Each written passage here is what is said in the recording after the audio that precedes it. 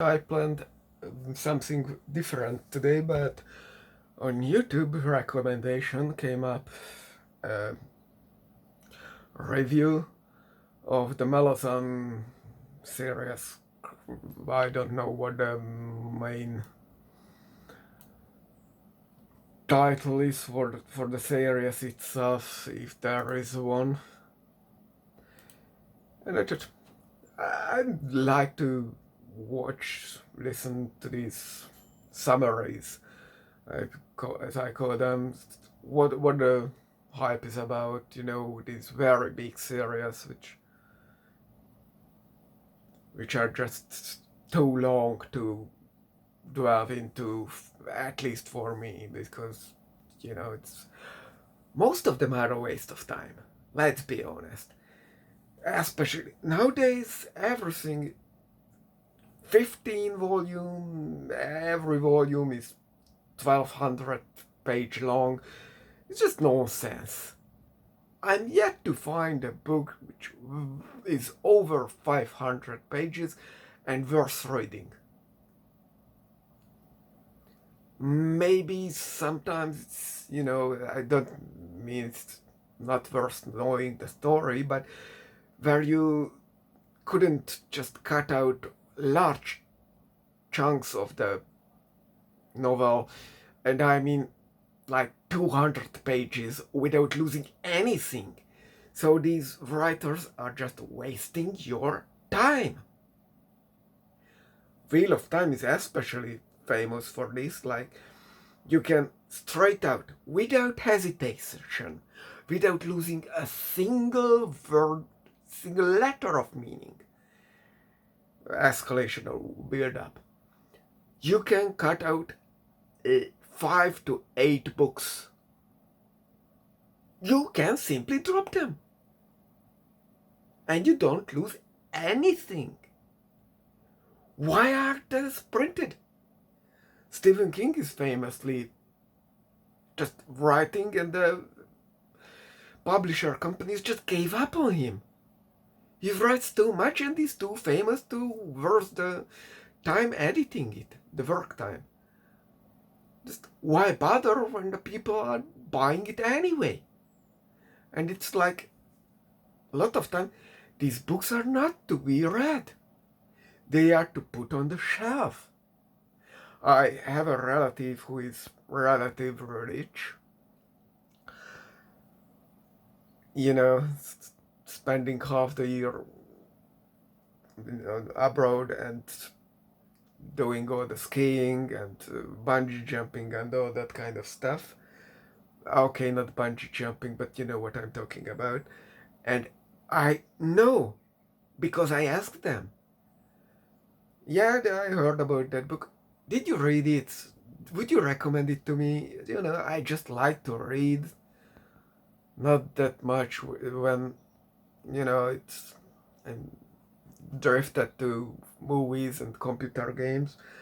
But I still like reading, and just value my time so I don't spend all my time reading. It is like, oh no, it's just conversation piece. Fuck you then! Why are you wasting your rainforest for that kind of shit? Really?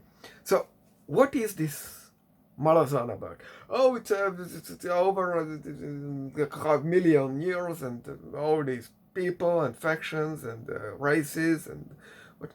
Okay, I see the appeal of laser raptors and that kind of shit, but aside that race being creatively made and supposedly not just a joke character which doesn't do anything for the series, they have a war culture and all that. Okay, but what is the story? And the whole review video pointed me that I will know what this all is about, because just reading through it might be nice or you might hate it, but the final volume, The Crippled God, is the payoff. So I said, okay, what is the Cryptid God about? Of course it's hopeless to get on YouTube. So I looked up Wikipedia. Wikipedia don't tell you a single thing about this. No. Seems none of the fandom actually read it. No one get to it. So, okay, it has its own wiki. Okay, let's see.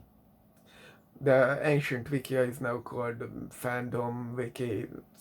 Okay, let's see what this old crap about it. It summarizes the chapters in brief descriptions, and from that alone, I knew it's a waste of my time. Let's see what's the end of it is. Last chapter. The last chapter, as from the summary I can tell you, is there is this whole bunch of good guys, because the series says they are the good guys, so I don't give a fuck about them. Just because the series tells me that they are the good guys, I don't necessarily think they are the good guys. I think they are throwaway characters who don't worth my time, to be honest. And they are trying to free this crippled god who is apparently the good side, because the series says so. And there is this evil dragon deity who wants to destroy everything. And given how big and waste of time this thing is, and they will just... everyone is holding 1,000-year grudges just for fuck's sake.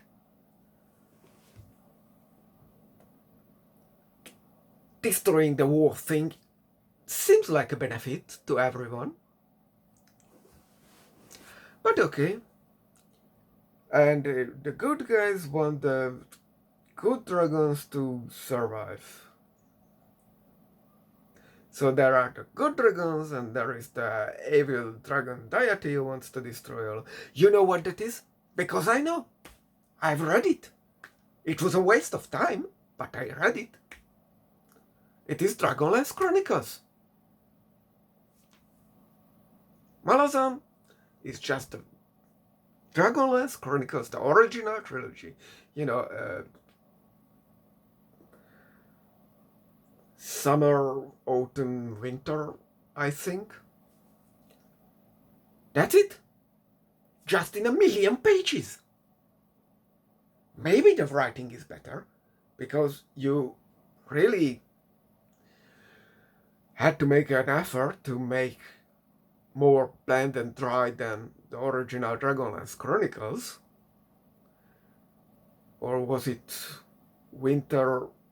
Whatever. There was the fourth. It was a much bigger and hardcover thing. That was kind of readable. Not worth that much of an effort, but yeah, that was better. Anyway, yeah, there was the fourth season, but that's world building, and then it's like one of the AD&D settings. Who even cares anymore? But why should you read Malazan? You shouldn't. It's just a ripoff of the Dragonlance Chronicles. So I thought I'd show you a trilogy. It's circa... it's not even 500 pages. It's 428 pages. And it is a trilogy. Moorcock's Sword of Corum. And it is a trilogy. 400 pages. Absolutely satisfying. Peak fantasy, if you ask me. Actually, the best work of Michael Moorcock, if you ask me. You know, Michael Moorcock had this PTSD from World War II, and he thought the world is on its foundation just chaos, and it always sucks in the end, and all that kind of shit. And his most successful, monetarily said that kind of shit series was Eric of Melniboné, Was it a good series? I mean, it ended like the final volume in, the timeline, on the timeline came out like 1/3, maybe the half of the whole franchise. It was written just for the money. It was an infinite series. Guy realized this is what I get paid for, so I write it. Exact same like Tarzan or what was this John Carter series, the Warlord of Mars or Princess of Mars or whatever. That also has no ending because it was just written to pay the bills. Or it's like Alice, I think was no. The Oath was also no ending inside. It was just written to pay the bills as long as the writer lives. I hate that kind of attitude. I want an ending. I don't want a live service game. And reading just for reading's sake is not my kind of stick. So this is my reading version of Swords of Corum, and I have a mint copy of it in Hungarian, but it was originally written in English, and I own it in digital too. Nowadays.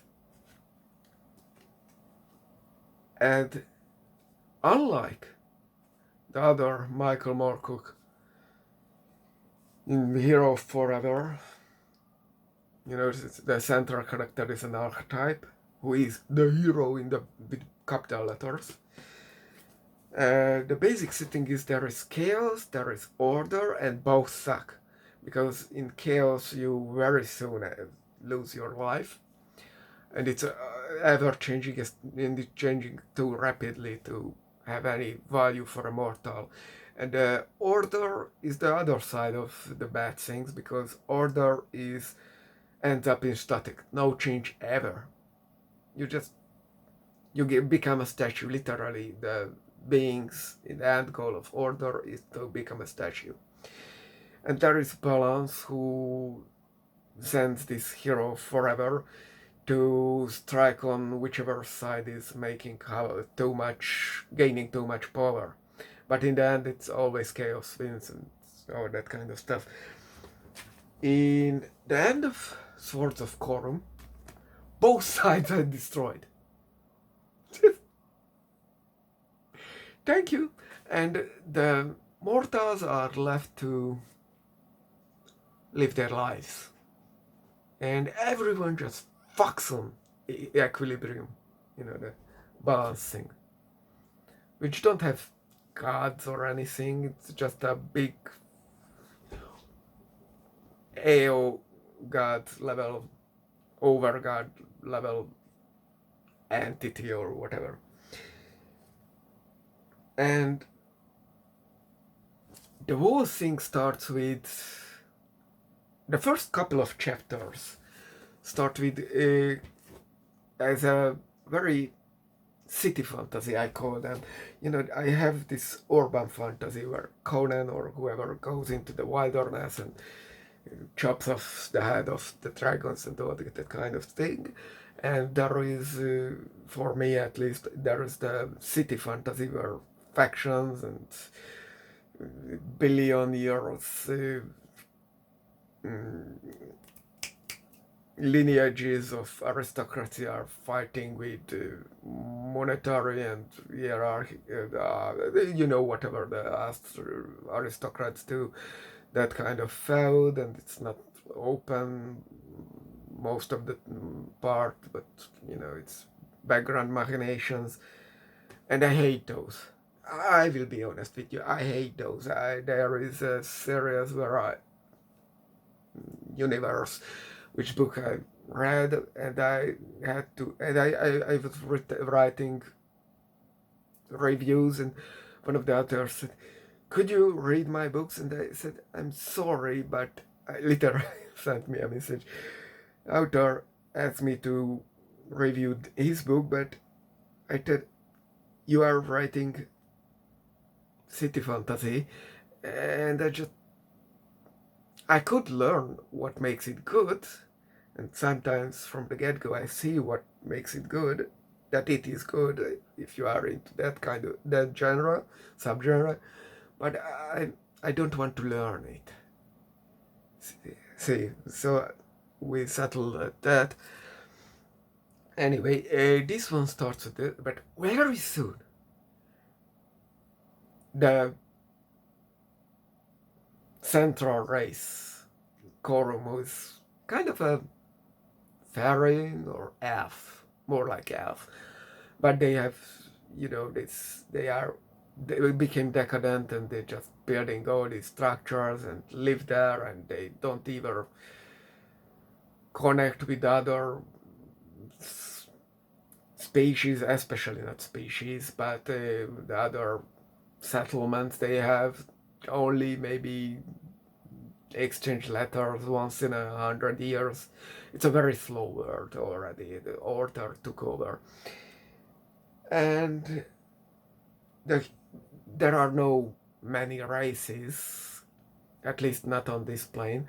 The humans arise, and these elves didn't even notice. There is a sibling race of elves, so they get exterminated at this point. Right at the start of the series, we find the very last member of their species dying, and Corum is asked, it is fatally wounded, it's big pain. The Corum is asked, please kill me. And Corum says, I don't know how to kill. So they are so advanced in society that like they can't even eat meat because they are so what Elon Musk has, that empathy. They so empathic, they lost the capability to kill an animal, so they are vegetarian. And it's, you see that this is a highly problematic setting, but humans are pushing too far on the other side, and all this is, I will brief as my video length has a maximum limit. See, the setting is made of 3 planes, and each plane has 5 subplanes. But there are only 2 kind of deities, the order and chaos. So you instantly see that this is a fucked up world. There cannot be balance, because if the order comes and wins 5 planes, the chaos governs 5 planes, but inevitably one of the side will come for the other 5 planes, and there can be no balance. So in this setting, Corum arises as a hero, and the way he arises, there is this minor faction of humans who got infected by order, so they help Corum after Corum is rescued from the chaos humans, after they just chopped off one of his hands from this part, elbow, this is, and one of his eyes, the other side, the eyes got removed. And there is this Sasquatch thing who is actually turned out to be a very ancient follower of order, but it's not very advanced. There's only one of it, so this brings the Corum to the order humans, and there he finds an ancient tome which sends him to this self-proclaimed demigod who can help him out with spare body parts. It has a fascinating backstory, but yeah. Turns out he has just the thing Corum will need, and he wants Corum as a servant. But Corum is obviously a unit of balance, so he won't on the side of order. So he won't. The point is, Corum won't settle for anyone to be a servant of. And turns out these body parts he gets have their own power. One can see into other planes. The hand just can do its own thing, protects Corum like a, a dungeon master plot device. But the eye can also see this anti-plane into a cave, especially where there are creatures, and from the cave, with the hand, Corum can summon the creatures, and whatever the creatures kill will take their place in the anti-world. And then the creatures who were dead, they get released, into the nothingness, maybe, like in his Dark Materials, what happens with the dead people. And turns out these are some gods' body parts who are independent. They are actually multiverse gods.